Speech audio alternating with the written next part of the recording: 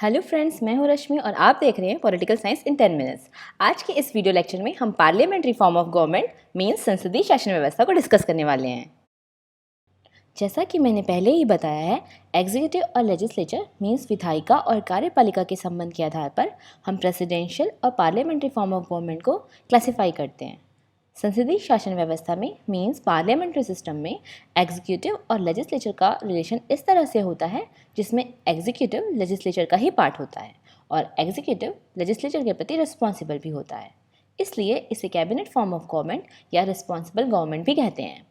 इसका सबसे अच्छा एग्जाम्पल है ब्रिटेन और भारत की संसदीय व्यवस्था। तो आइए अब हम पार्लियामेंट्री फॉर्म ऑफ गवर्नमेंट के फीचर्स को भी समझते हैं। इसकी पहली विशेषता होती है, यहाँ दो प्रकार की एग्जीक्यूटिव पाई जाती है। पहला रियल, दूसरा nominal. Real means prime minister जो कि गवर्नमेंट को रिप्रेजेंट करता है, वहीं नॉमिनल मीन्स प्रेसिडेंट जो कि कॉन्स्टिट्यूशन का हेड होता है।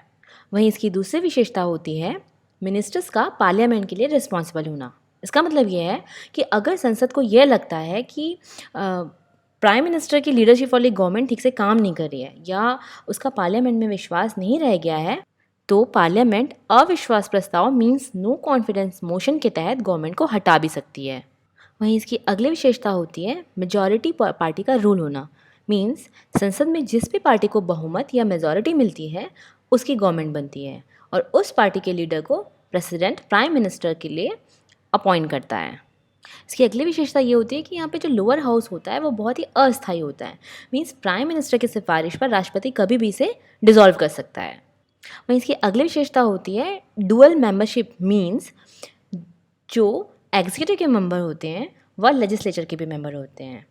इसको ऐसे समझते हैं, यदि कोई एग्जीक्यूटिव मींस कोई भी एग्जीक्यूटिव का मेंबर मंत्री बनता है तो उसे पार्लियामेंट का मेंबर होना ज़रूरी होता है, और अगर कोई मंत्री पार्लियामेंट में किसी भी सदन का मेंबर नहीं है तो उसे 6 महीने के अंदर 6 मंथ के अंदर उसका मेंबर बनना पड़ता है।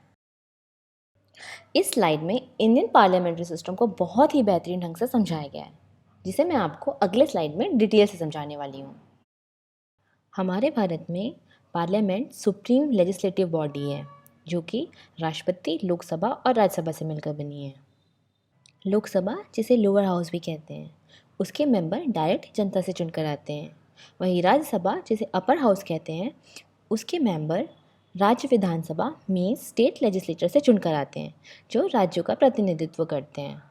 सबसे इम्पॉर्टेंट बात यहाँ यह है कि यहाँ पर कोई भी स्ट्रिक्ट सेपरेशन ऑफ पावर की व्यवस्था नहीं की गई है, क्योंकि हम जानते हैं जो एग्जीक्यूटिव होती है वो लेजिस्लेचर का ही पार्ट होती है, इसलिए हमें कोई भी स्पेसिफिक सेपरेशन ऑफ पावर नहीं दिखता है। यहाँ पर गवर्नमेंट का इलेक्टेड हेड प्राइम मिनिस्टर होता है जो कि एग्जीक्यूटिव का भी हेड होता है, जिसे हम रियल हेड भी कहते हैं। वहीं दूसरी ओर जो प्रेसिडेंट होता है वो कॉन्स्टिट्यूशनल हेड होता है।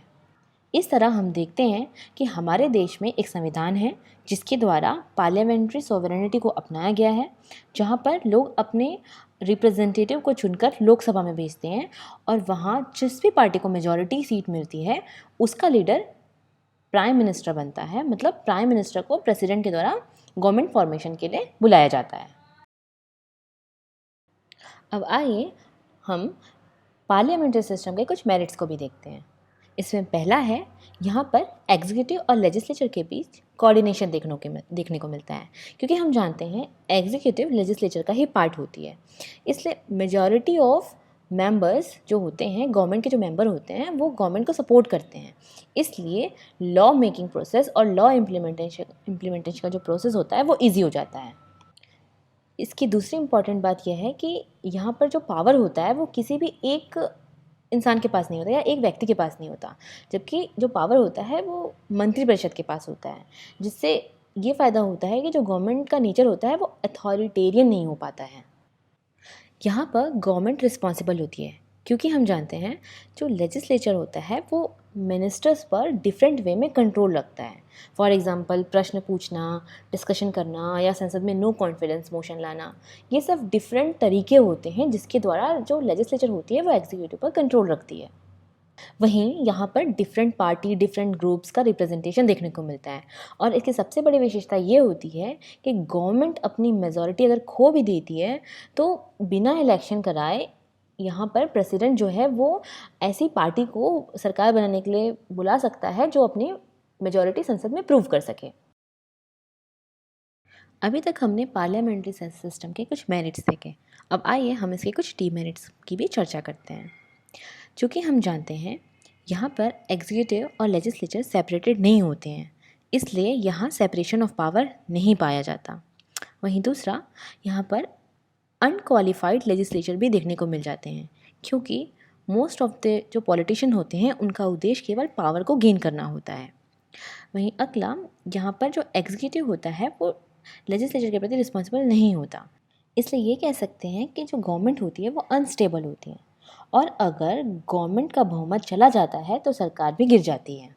वहीं यहाँ पर हमें पार्टी पॉलिटिक्स भी देखने को मिलती हैं, जहाँ पर समटाइम्स पार्टी के इंटरेस्ट नेशनल इंटरेस्ट से बड़े हो जाते हैं, और फिर जो मिनिस्टर होते हैं वो अपने पार्टी के इंटरेस्ट के अकॉर्डिंग बिहेव करने लगते हैं। हम ये भी देखते हैं कि यहाँ पर जो पॉलिसी का इम्प्लीमेंटेशन होता है वो ब्यूरोक्रेसी पर डिपेंडेंट हो जाता है। इस वजह से ब्यूरोक्रेसी में जो होता है वो पावर का एक्यूमुलेशन होने लगता है, और सारा पावर जो होता है वो ब्यूरोक्रेसी के थ्रू ही एक्सरसाइज होने लगता है। इस तरह आज के वीडियो में हमने देखा पार्लियामेंट्री सिस्टम क्या है, इसके फीचर क्या हैं, इंडियन पार्लियामेंट्री सिस्टम किस तरह काम करता है, इसके मेरिट्स क्या हैं और डीमेरिट्स क्या हैं।